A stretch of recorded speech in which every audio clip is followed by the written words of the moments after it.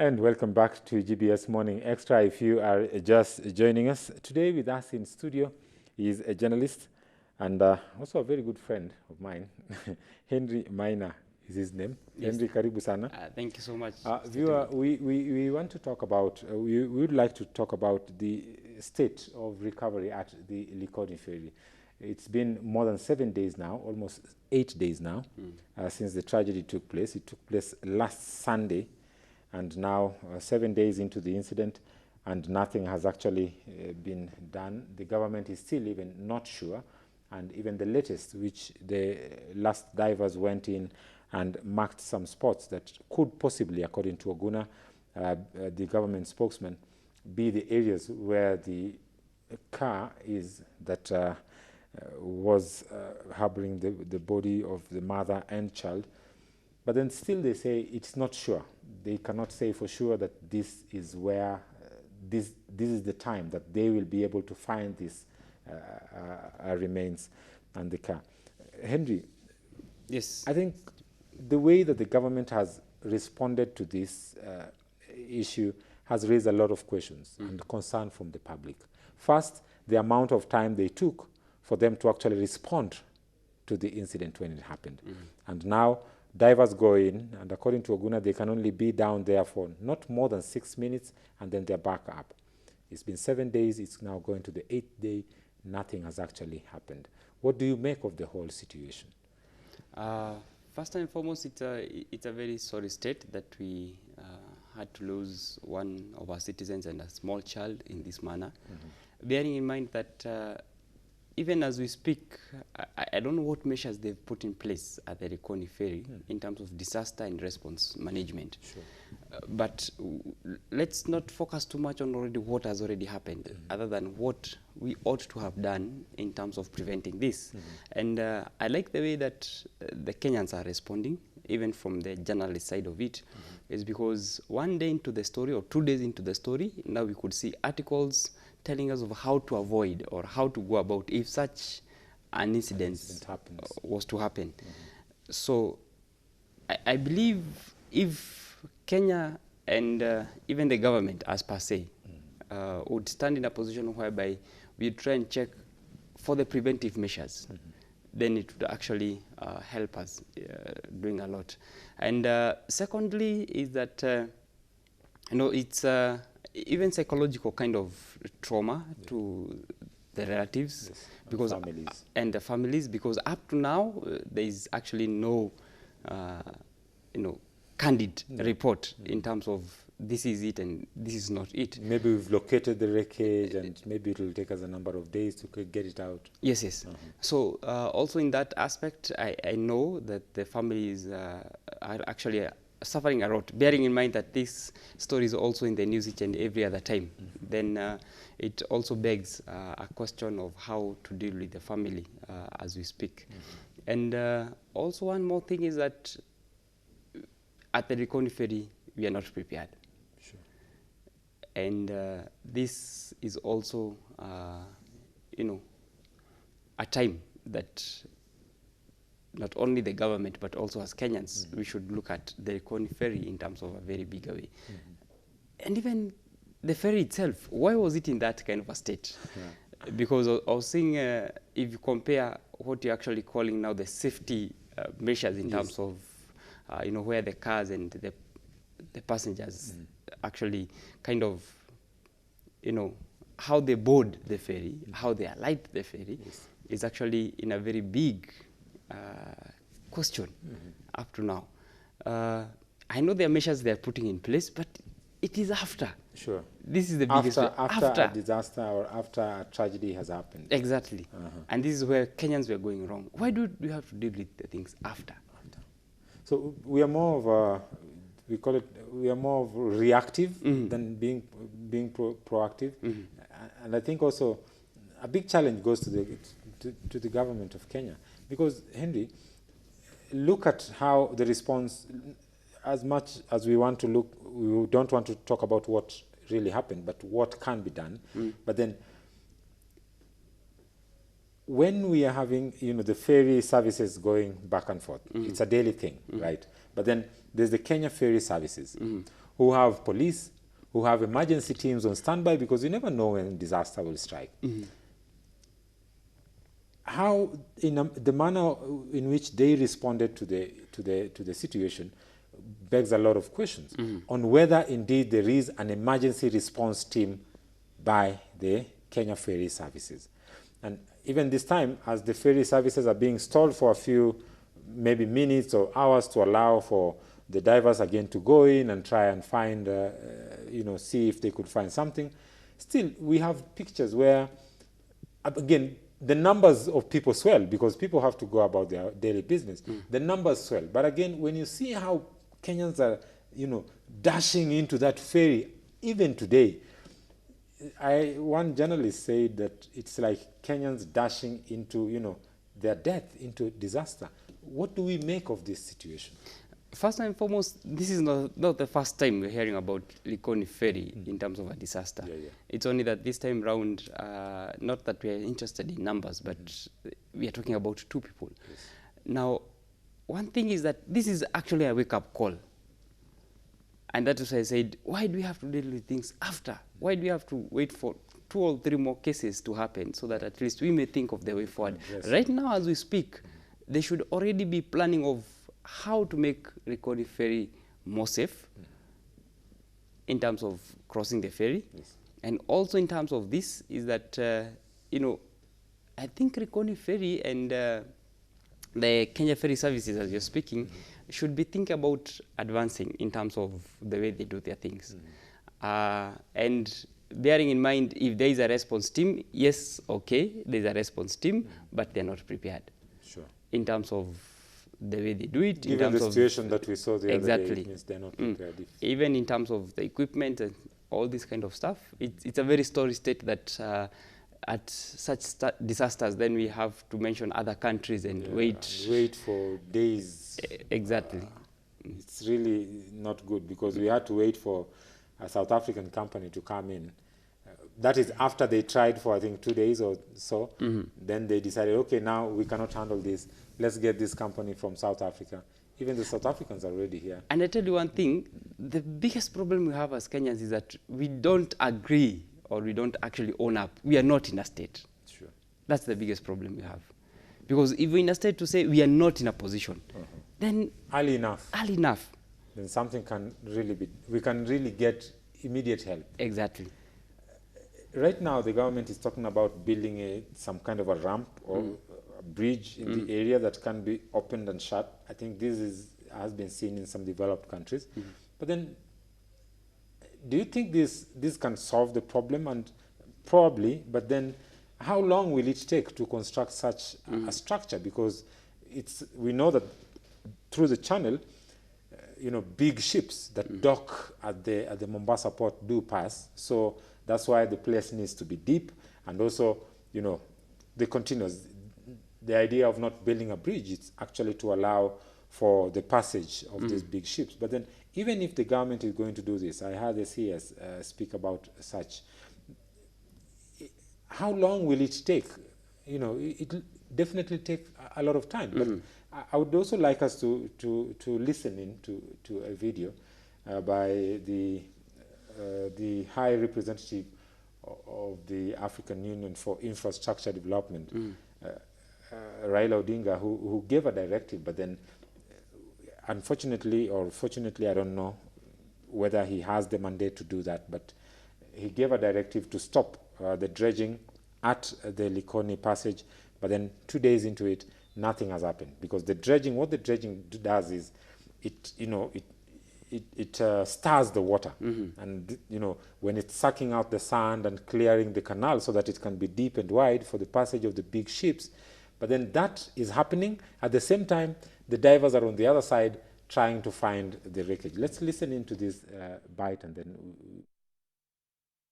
So I'm here as the AU High Representative on Infrastructure Development, which includes roads, rail, air, and water transport.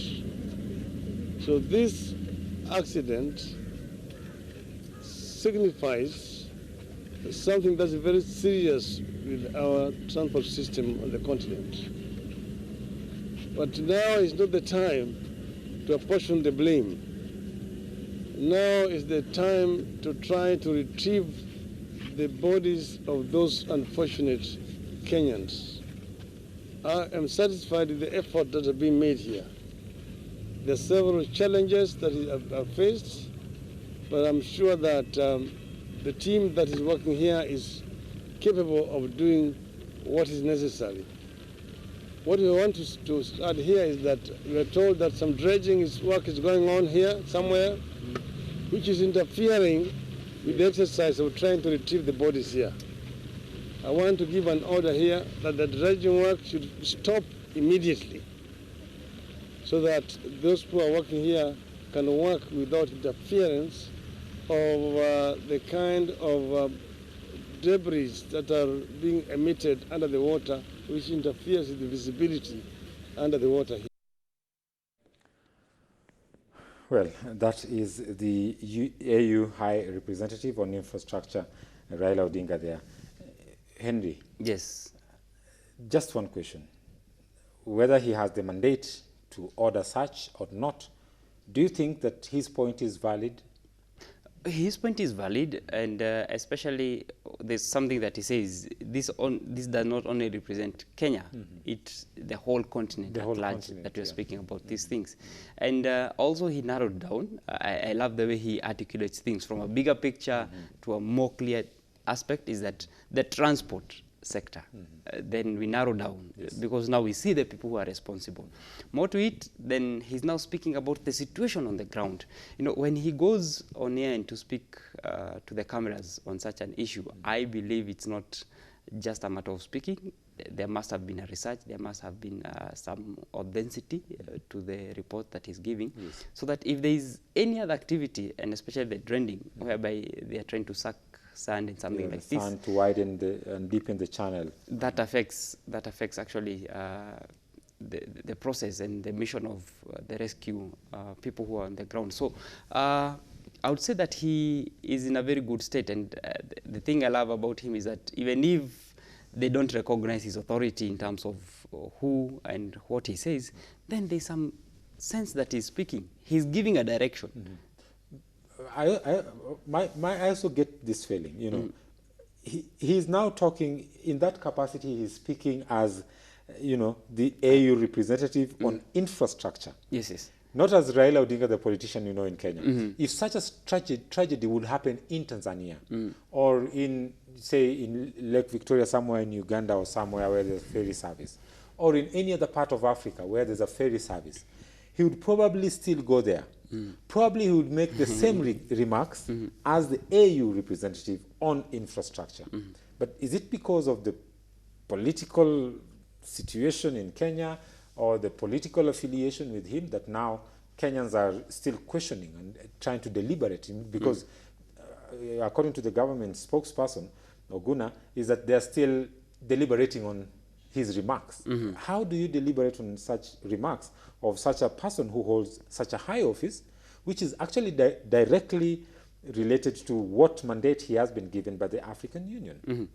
I think it's not a question of, you know, who he is and all these kind of things. That's what I'm saying. Even right now, the people who are working on the other side should actually have come together so that it becomes a multi-sector. Yeah, what do we do to make this work easier for us? Can we stall it for some? Exactly.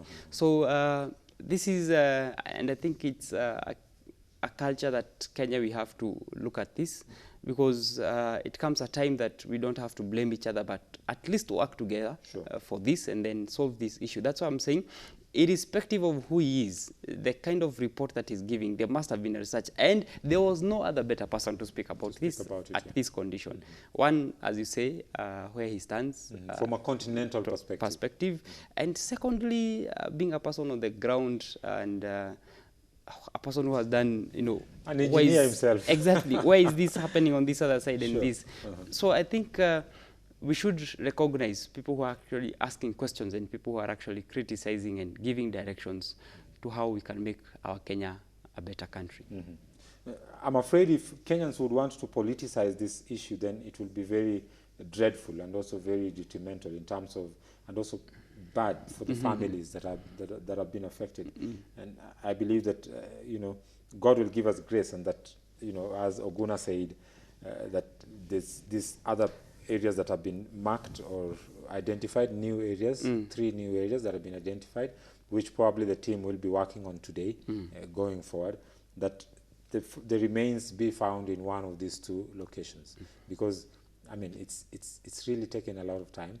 We saw the family, how they, also are devastated about the same. And also, I think it's a wake-up call to us as a country, not just to wait for disasters to happen, so that the government can come out and make, endless remarks, and even speak at a point where, I'm sorry to say, but it sounds like they're really not sure. First and foremost, Kenyans will prioritize this. There's no way we can say we hope that they won't. They will.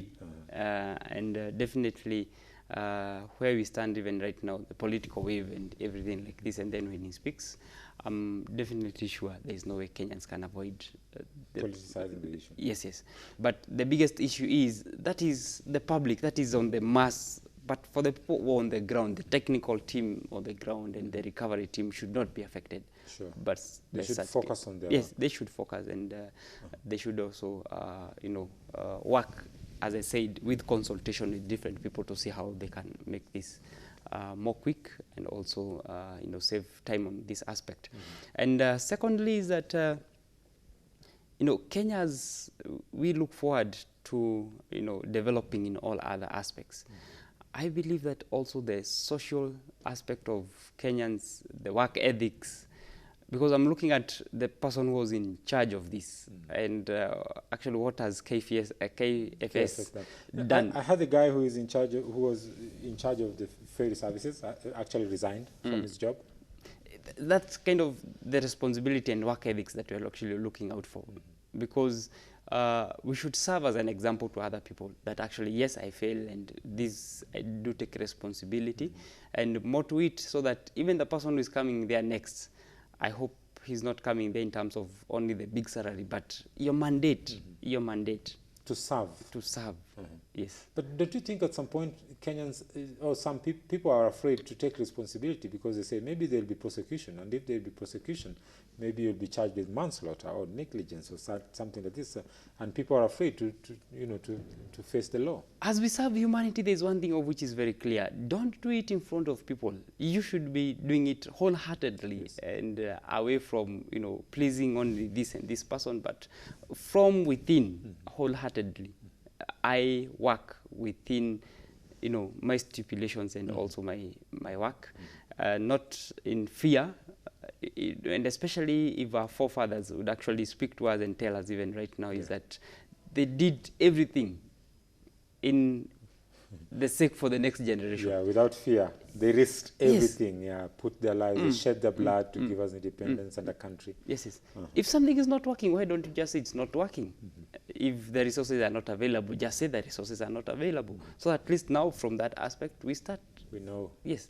We should not hide behind, words and give excuses towards kind of things. I mean, it's becoming, I would say that someone would want to argue that it's becoming a culture in terms of emergency response, and not just emergency response. What you mentioned, very important, work ethics. Right now, as you're speaking, the Ministry of Education is going around the country shutting down schools that are purportedly haven't met the standards in terms of safety for the students that are schooling there. And this was prompted by what? The issue that happened at Ngando. And we lost 8 innocent lives. 8 children lost their lives. And that's what woke us up to, starting to inspect schools. And a number of schools have been shut down since that crackdown began. Again, reactive. First and foremost, thank you, Minister of Education. This is something of which you'd have done long way ago. I say this in mind that there have been reports of which were tabled before, showing the negligence and the kind of poor structures we have on the ground when it comes to education. And that is why I'm saying, other than us going around and doing a lot of politics and doing a lot of talking, what is on the ground and what is actually happening, so that we work and serve others. And yes, as the Minister of Education is doing this, one thing I love about it is that they are also putting other measures into place in terms of where do we keep these children, where do we actually do this for them. That's a very good perspective. But I'm really asking other parents and other schools, are they actually on the lookout for a long-term solution other than just, is it now that we're dealing with this? Because I'm sure by the time Minister of Education is doing this, now within the next few weeks, they can't do it. They can't do it, because the exams are here. Yes. So they will stop. After they stop, what resumption happened? in another case. Exactly. And, you know, people hold these offices, Henry, and this is a question that many people have been asking. We have nowadays, they're not the district education officers, they are the county education officers. You know, there are engineers also in the education ministry who are mandated with, you know, ensuring the safety of children in terms of evaluating the structures, you know, and also there are local authorities that give occupational approvals for structures that have just been constructed, or license permits to start constructions, and, you know, having gone through the plans and the blueprints of this and giving, you know, certification for construction and so on and so forth.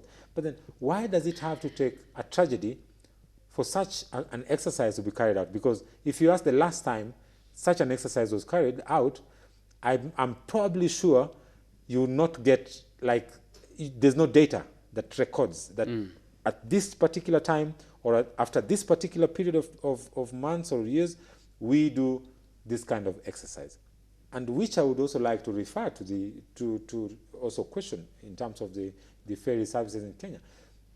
Do we have like drills that educate people? In the case of this, what happens? I remember I was crossing, I used the ferry a lot in Likoni when I was young, mostly during holidays when I visited my aunt who lived in Mombasa. But once I visited Mfangano Island, and we used the ferry from Homa Bay to Mfangano to the Rusinga Island. And one thing I realized is that people are actually asked to come out of the vehicles when they went in to the ferry.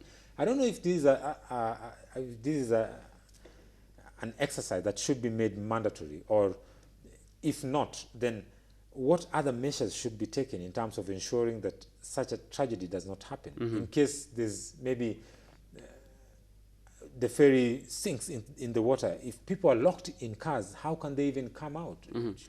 Is this something that should be considered? Timothy, in each and every working place, there's something we call the standard operating procedures, SOPs. SOPs, yeah. And I don't know how many people are given an orientation until to the SOP, because the first thing it should be, actually, when you go to a workplace, is a very, clear SOP. Rules and regulations just posted exactly there for everyone to read. Yes, but that begging also another question is that if a drill was to happen within Nairobi city, man, you'll be able to understand. Kenyans, we don't know these aspects of drills and but then civic education should be carried out. For instance, Andrew, when you board a plane, every time you board a plane, it doesn't matter how many times, every time the plane takes off or attempts to land, there is always that announcement. Ladies and gentlemen, please, fasten your seatbelts, blah, blah, blah. Can that not just have someone to be telling people in the ferry, if you're in your car, make sure the engine is off, have your handbrakes on, this and that. Passengers, please stand on that side, not on this end. Or even record it and play it continuously. That should actually happen on a day-to-day basis. That should happen each and every... Because there's someone who is boarding the ferry for the first time. That should happen each and every other time we are boarding the ferry.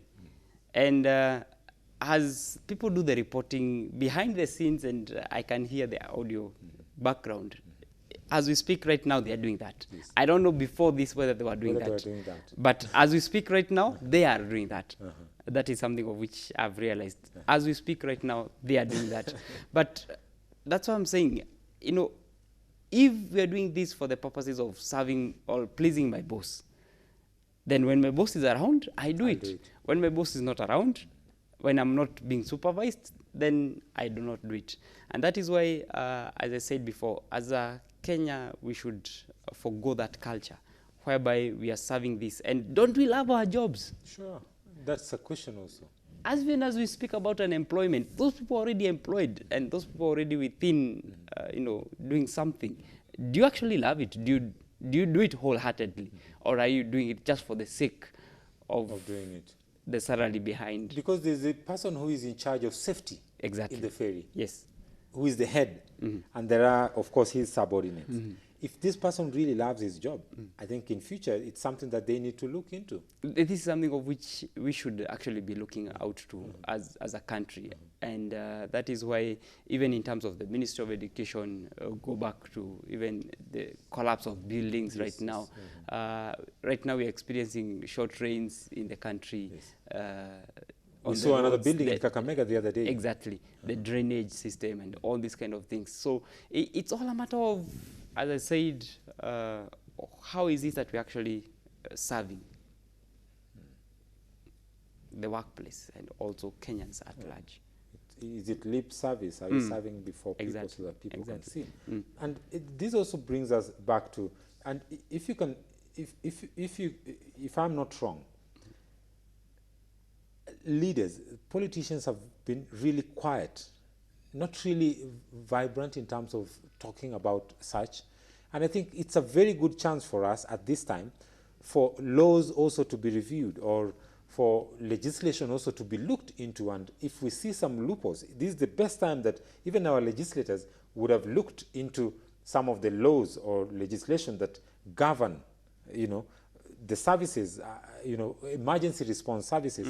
And this, I think, was an opportune time for them to sit down and, look into these laws and see if they can put some new measures into place to strengthen this legislation in terms of emergency response. But everyone is quiet. At the floor of the House, I had a certain debate directed towards that. And but it's very lukewarm. It's not picking up like what we would expect in terms of, allocation of funds in counties or salary increments of MPs. It's not a wonder that such actually is happening, because the aspect, as I said before, is, as Kenyans, the bigger the story, then the more we tend to go into it. And even right now, we are speaking about this because it has already happened. I hope that even as we speak about this, the long-term measures should be put in place.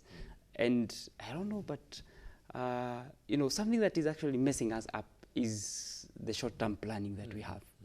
Why don't we look at a plan whereby we are looking about 10 years, 20 years, other than just these 5 years and then this 1 year. Ad hoc solutions like a few months or weeks. Exactly. Let's get experts from South Africa to come and handle this issue, and then everyone goes quiet. That aspect of bringing them in should actually tell us that we need to invest and also do something about this. Yes. But Ministry of Education, I hope that as you do this, the shutting of schools and something like this, then you should also look now at a long-term plan. And one other thing is that, being a leader in a certain aspect, my leaving then begs another question. The leader who comes in next comes in a position whereby he wants to outdo his predecessor. Exactly. And therefore kind of disorients everything else. So even the person who has been replaced, or if there's any replacement to happen at the Kenya Ferry Services, then I hope it's not a matter of doing it better than the person who was there, but actually doing it to your level best. Which again brings me back to an issue that you had raised earlier. What can be done? I mean, this is the time that Kenyans also need to look at the leadership in terms of the kind of mindset. What then mindsets should our leaders possess, or people who hold leadership position in our society possess? Because I think it's a mindset problem that we have. It's not really even about infrastructure and resources. Because if we had the mindset or the will, then the tragedies that we've seen at the Likoni ferry, and the Mtongwe ferry, those many years ago in the 90s and the early 2000s, should have educated us more or made us to think about 10 years or 15 or 20 years to come. But clearly from this tragedy, after the last tragedy I think we experienced in 2011 at the Likoni ferry, everybody forgot everything about the Likoni ferry. What kind of mindset should be possessed? And what is the right mindset that these people should bear? First and foremost, Kenyans were very good in forgetting. And this bears in mind that also in terms of documentation, we are a very good country. In terms of giving reports and recommendations and all these kind of things. Reports exactly. On this and that. We are very good in doing this. And other people have come, benchmarked from us, gone and done it better than we are doing. And so it's not just about papers. It's not just about reports. It's about now what is happening on the ground. And one thing is that Kenya, we are making steps. We cannot actually compare where we were a few years ago. And upon these steps, then it's high time that we now shifted gears and went to the next level. In terms of one thing, taking the responsibility, and also in terms of seeing to it that actually I do what is stipulated, not just for the sake. And one more thing is that the Constitution itself actually calls for training, frequent trainings to all persons, to all citizens, employed, unemployed, whether within office setup or not within our office setup. Our Constitution, I think it is Article 232, actually states that there should be equitable training to all persons. And therefore, then how frequent do the trainings happen? Which also begs the question of, one of the fundamental rights that Kenyans have, the right to information. Information on how to deal with disaster. Exactly. Information on who should be doing what in their capacity. Then does it mean that now, civic education, how difficult is it to carry out a civic education on the same? One, it's not difficult. The only aspect, as I said, we have our priorities wrong. Because we may focus on the resources itself, but on the trainings we don't have. And one thing is that if people actually train in certain aspects, then the resources, even the minimal resources of which were there, we can be able to use them maximally.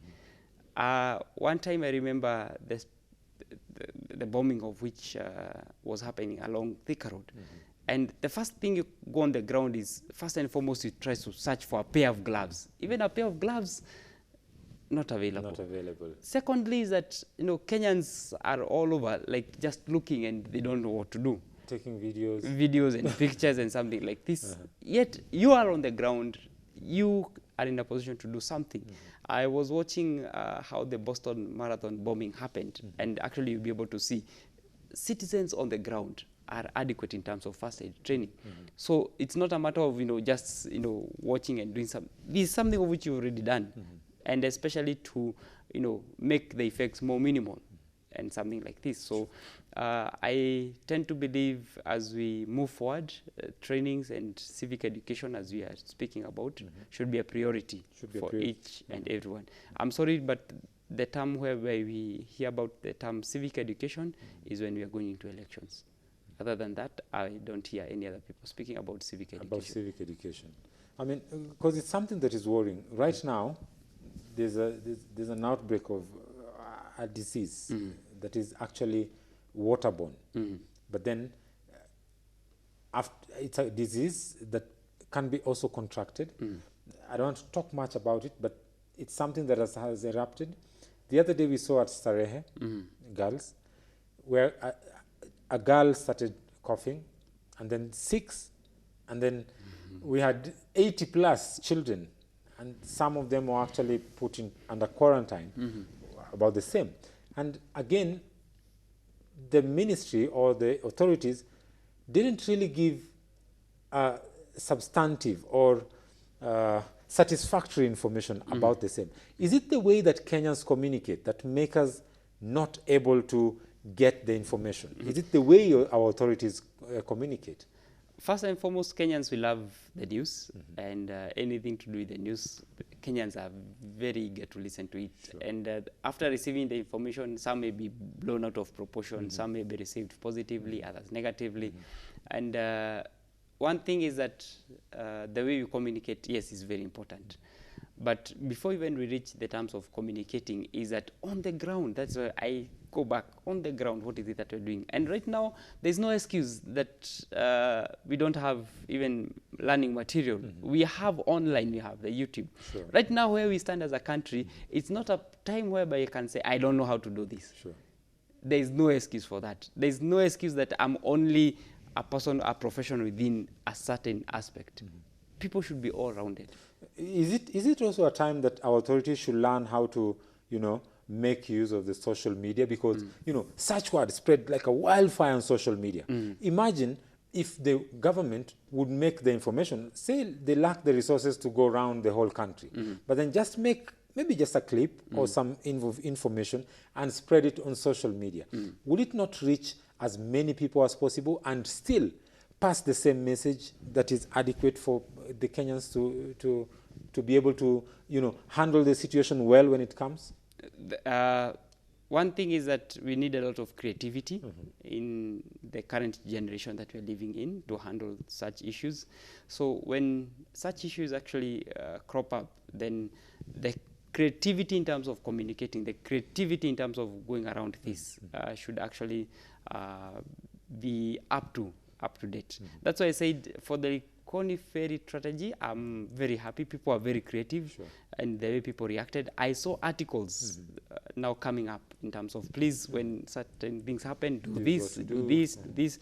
And also in terms of the government, I don't want to speak too much on terms of the government, but even in terms of the private sector, when such kind of things happen. The private sector also should come in handy. Yes, we should also supplement on these kind of things to actually do it quickly and also in a very positive manner. The reason I'm talking about, the reason I'm bringing up about the issue of using social media, Henry, is that as we speak today, the government, I'm 100% sure, the government has a publication of what should be done.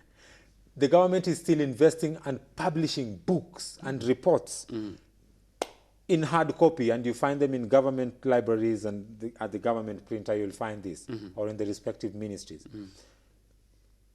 I'm not saying we should not do that, but the money we are investing in publication of these books, which is quite very expensive at some time, should that at some point be diverted, or should the government look into using the digital or the digital platform more in terms of communicating with the publics on what to do?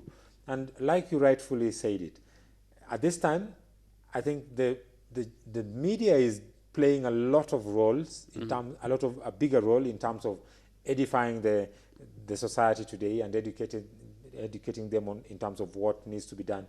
But as much as we would want to say it might be like reactory response, I think it's high time even the government should at least have put out something on social media this time, just to show Kenyans that indeed they are concerned, because I believe they have enough material to do the same.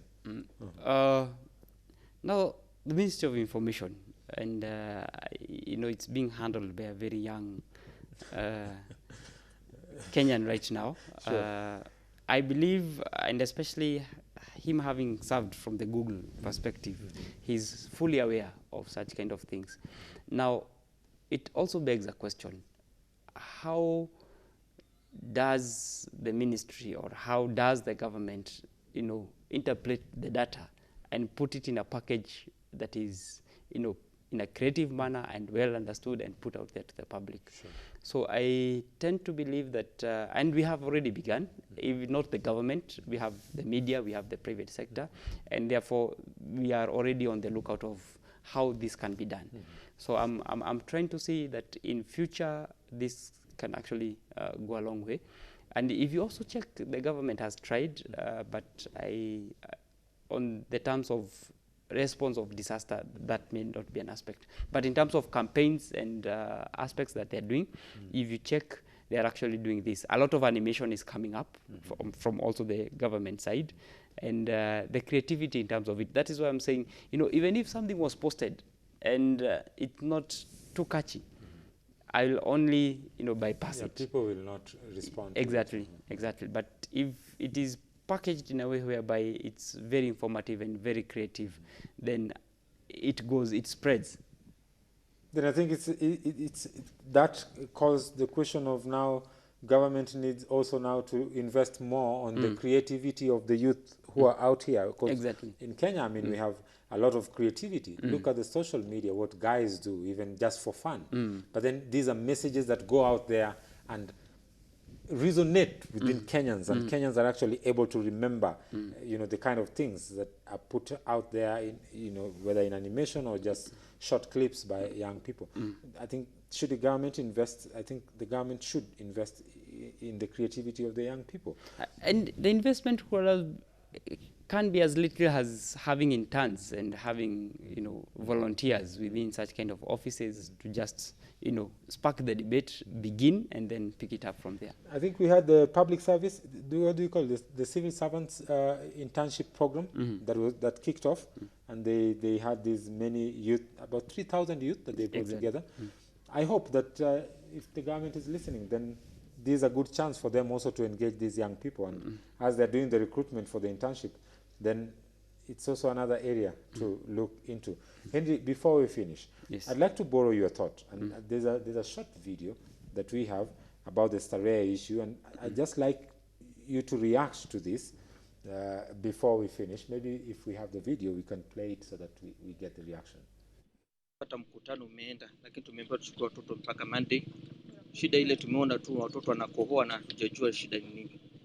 Lakini kukohoa non-stop kama 10 times non-stop, mtoto anakuwa, sasa hatujaelewa. So tumeamua kuchukua watoto twende na wao mpaka Monday tusikie, lakini wametuambia in case of anything watatuelezea, lakini minister amesema mpaka Monday. Tumetumia message ya kwamba tukuje tuchukue watoto. Sawa, tumekujia watoto, kuna outbreak ya flu nini, but we have kids at home. How safe? Watoto wetu watakuwa safe aje? Hatujapewa direction yote tuwapeleke hospitali ama nini. Tuwachukue tuwapeleke tu nyumbani waende kusambazia wale wengine. Even if it's psychological, where would you get that energy to cough hysterically like that? Yeah, I went to the nurse and asked her, "What have you done?" And she was telling me, ati mtoto yuko na dawa. They're the ones who've been in custody of these children. So I was expecting her to tell me, these are the medicines we've given them. These are the tests we've done. Because do you know CDC? CDC came here. Kemri came here. We gave them samples, and there's nothing medically wrong with your kids. They are safe going. You're safe going with your kids home. If you try to, it's not really. That is the situation you're talking about. You know, when something happens, before the government, you know, should the government wait for such a response? Should it just throw it to the public so that the public can complain for them to compose themselves and react to it? Or should the government be proactive in terms of first telling, you know, because like the woman is saying something very important. The lady in a hijab said something very important. They give us our kids to take them home. How safe are the other kids at home? We are not given any direction. Again, is it a matter of the communication, I would say? First and foremost, let me speak on behalf of Starehe girls. Please give Starehe girls some space. I think the biggest problem we have is that once an issue happens, we all rush in. This should not happen. Let's give some space. And with this as perspective, I don't know whether the parents had a time to gather together as parents in one hall or just somewhere, and then they're debriefed or told this and this is happening.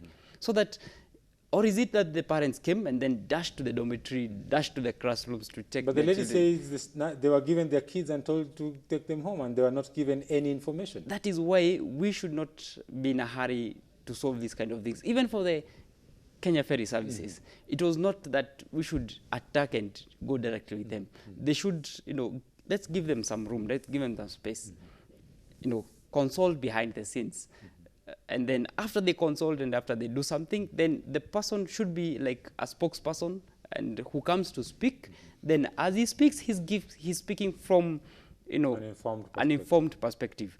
Other than you just call him from his house or his workplace, and then without the information, any debriefing, he just speaks to the public. Exactly.